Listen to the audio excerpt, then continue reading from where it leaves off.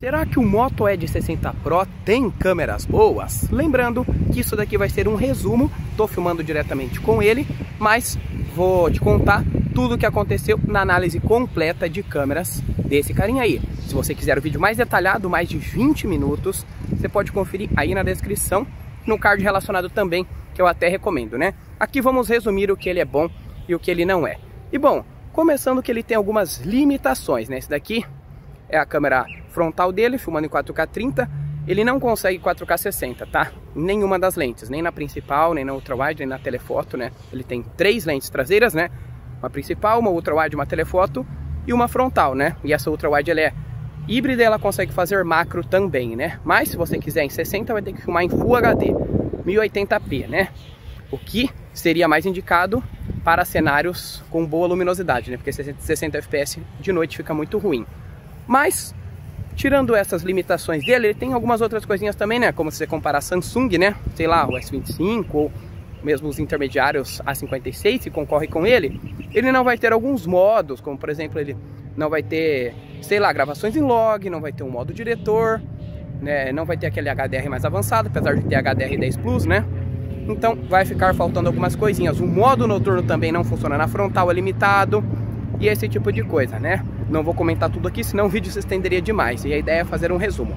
Mas agora passando para fotos durante a luz do dia, é simplesmente excelente. Eu gostei demais, tá?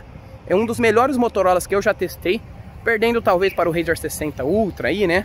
Mas aí também já é uma categoria acima e ele tem que perder mesmo, né?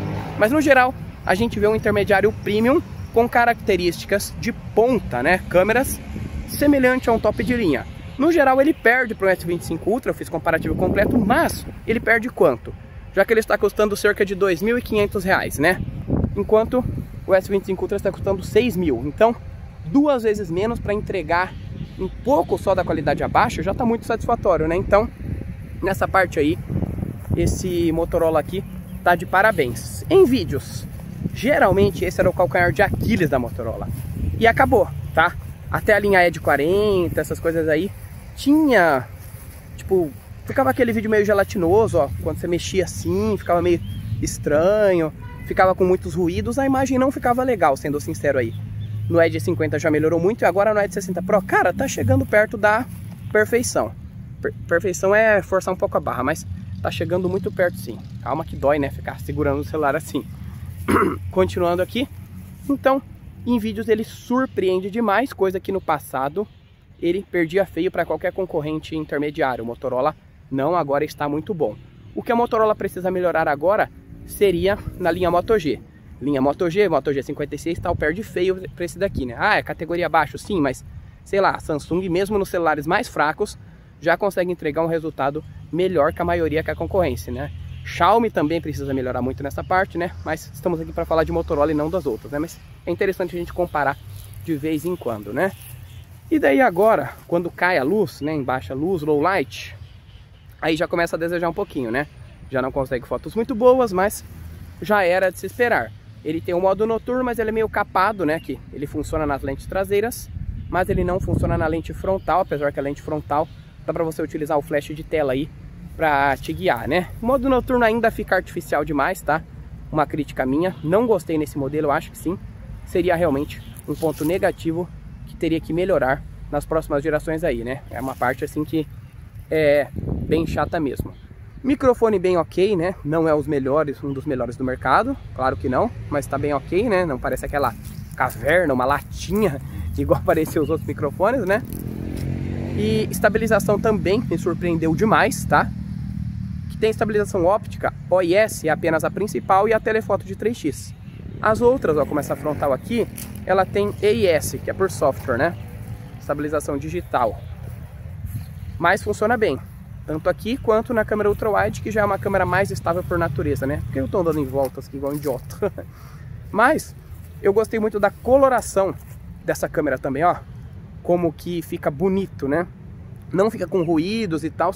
É uma câmera que geralmente precisa de mais luz. Sim, precisa de mais luz, né? Tirando a principal, mas as outras aí vai ter que ter um ambiente assim, depois das 5, 6 da tarde já começa a cair um pouco.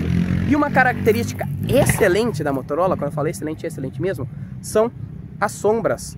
Olha só, ele meio que ressalta elas, né? pelo menos nesse modelo aqui.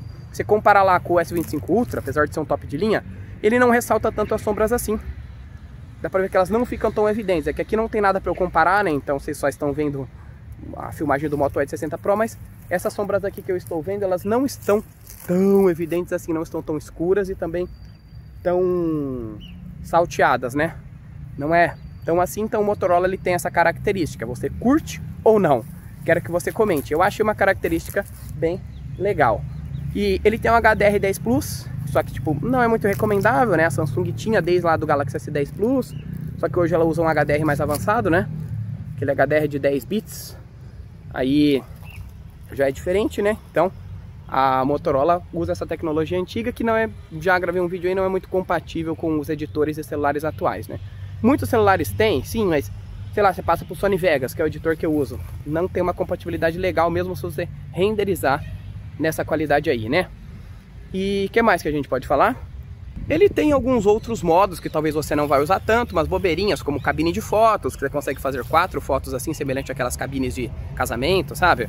Aquelas coisinhas lá, dá pra você pegar fotos individuais também. Ele tem aquele modo Tilt Shift, que desfoca o fundo, né, de uma forma legal. 2 pontos que ele brilha demais, que eu achei que merece destaque, eu não poderia deixar de mencionar. O primeiro é o modo macro e o segundo é o modo retrato.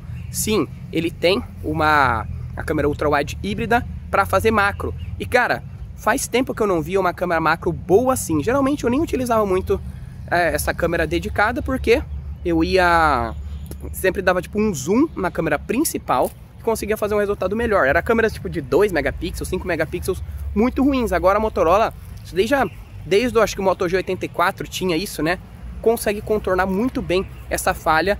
E tem um modo macro de qualidade, não vai dar para eu mostrar aqui, mas depois você confere lá na análise completa de câmeras. O mesmo vale para o modo retrato, que desfoca o fundo numa perfeição incrível, mesmo sendo intermediário premium, né? Tá certo, tipo, ele tem especificações boas, né? A lente da Leica é a principal, 50 megapixels e tal, né?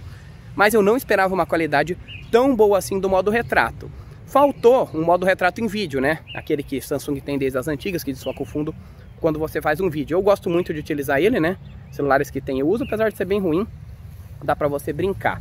E esse modo retrato aí, ele chama muita atenção, eu elogiei demais lá, né? Tirando isso, cara, ele tem algumas outras coisas e tal, mas eu acho que nem adianta mencionar. Eu fiz um resumão, porque poderia ficar falando por mais tempo aqui, mas o vídeo vai se estender demais e eu quero que você confira a análise completa de câmeras, né?